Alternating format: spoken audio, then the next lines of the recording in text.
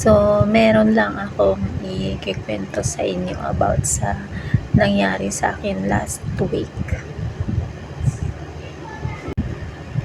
So, last week guys is na hospital ako. And then, sumakit kasi yung tiyan ko, puson ko. So, biglang nag-cramps siya. Then, 3 days na ata yun. Saka ko lang sinabi sa mudra ko na, ayun, masakit yung tiyan ko. And then, nagpa-check up pa kami noon guys. Pagkatapos noon, wala talaga, hindi talaga madala sa, sa check-up, gamot sa clinic. So, ayan, nag-decide na lang yung mudra ko na dadalhin ako sa hospital hapon na yun guys. Oo, umaga yung check-up namin, then pag hapon nun, ayun, dinala na ako sa hospital. And then, pagkatapos nun guys, so, iniwan ako ni mudra ko doon sa hospital. 6 days ako doon guys sa hospital. And then, bali, una yung ginawa sa akin is kinuhanan ako ng dugo, tapos sa ihi, and then pina-x-ray ako, tapos ultrasound, and then yung pinakamalala doon is yung CT scan. Ganun pala yung ng CT scan, parang sinusupsup yung buong mo, yung dugo mo, parang sinusupsup yung dugo mo, ganun pala yung CT scan. Ayan, bigla akong parang ipapasok ka dun sa basta alam na ninyo yun guys kung sino yung nakaranas ng nagpa-CT scan. So, ayun na nga guys, bali hindi lang sa tiyan ko yung CT scan guys, halos lahat na mula ulo hanggang sa paa, CT scan nila ako. So, ayun, niwan ko lang kung magkano yung CT scan dito sa sa Hong Kong. Meron akong video nun guys, may mga videos naman ako dito pero hindi ko na lang lahat pinakita at di ko na lang lahat in-upload yun. So yung mga in-upload ko lang is yung mga nag-TikTok ako, ganon. Hindi ko na pinakita kasi parang pag pinakita ko pa yun guys is parang mas naaawa ako sa sarili ko. Kaya hindi ko na siya pinakita sa inyo. At yung malala pa nun guys is yung nandun ka na sa hospital tapos hindi ka pa yung parang masakit pala doon sa dibdib mo na wala man lang tawag sa'yo ng boyfriend mo, pero ayun, na hindi ka man lang kamustahin, ayun, hindi ka man lang i-chat, ganyan. Chinat naman ako nun guys, kaya lang kung hindi ko pa siya chinat, hindi siya mag-chat sa akin at nagsabi ako sa mama niya na ganito nangyari, ewan ko ba, wala silang pakialam sa akin kung ano yung mangyari sa buhay ko, kung anong mangyari sa akin, wala silang pakialam. Ewan ko ba kung bakit ganun sila, pero totoo yun guys, sobrang sakit sa dibdib ko at iniyakan ko talaga yun nung nandun ako sa hospital, na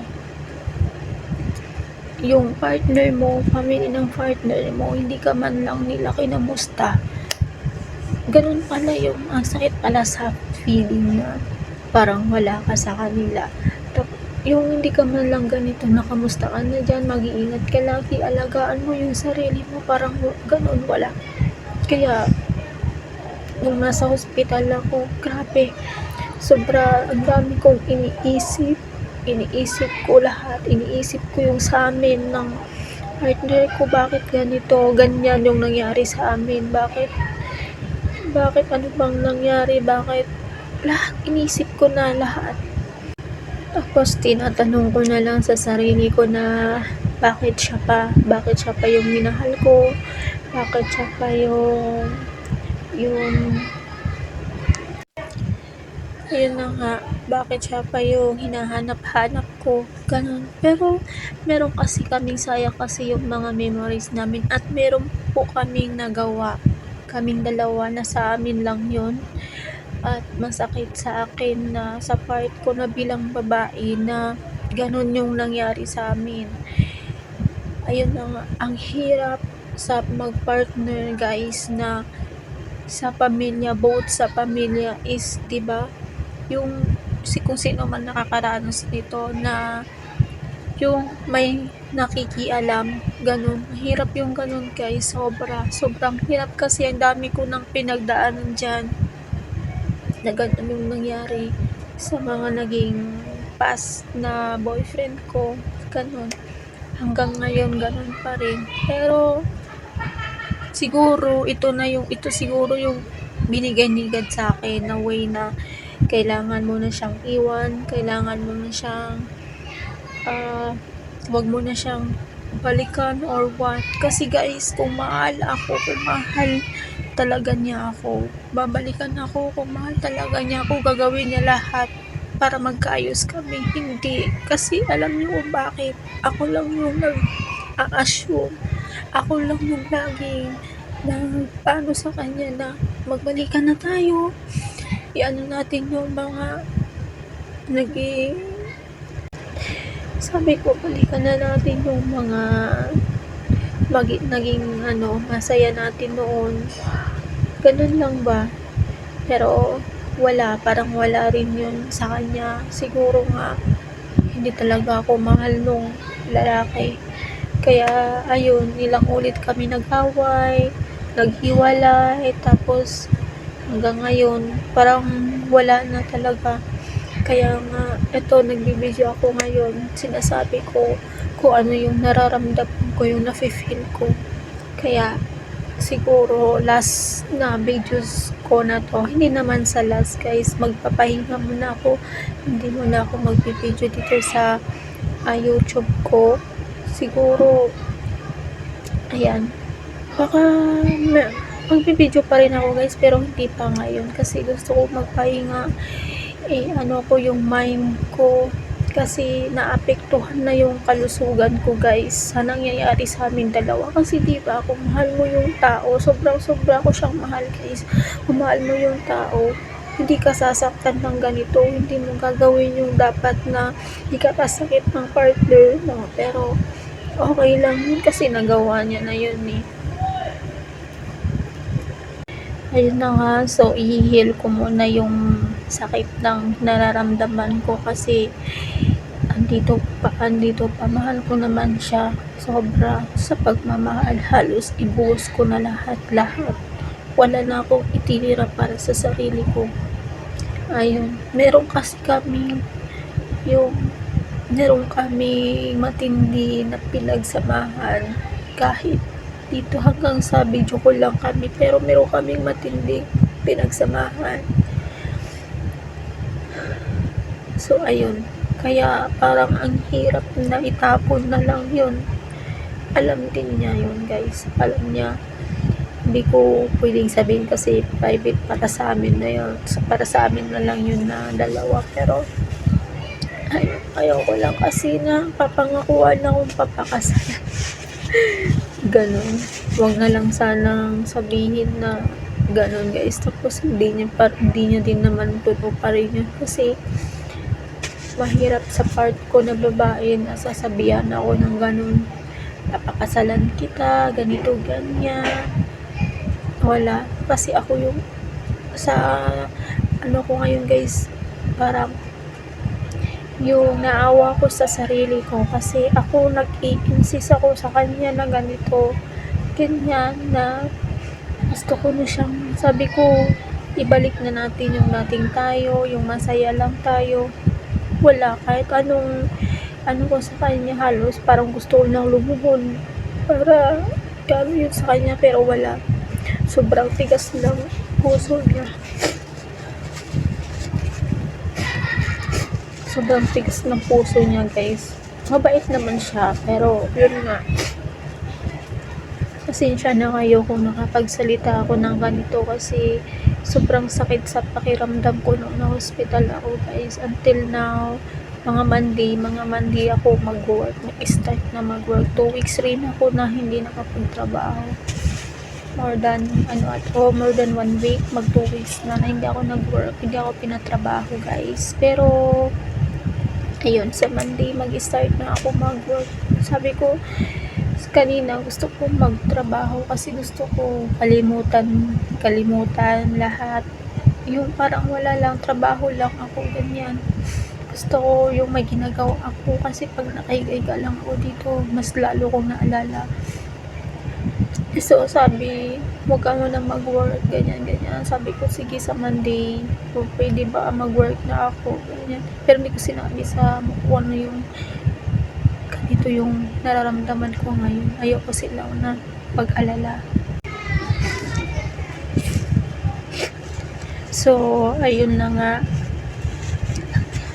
Pasensya na kayo guys kung nasabi kong lahat ng to about sa nararamdaman ko, kasi hindi ko kasi masabi sa ibang tao. Gusto ko sabihin dito sa videos na to para naman maano yung loob ko.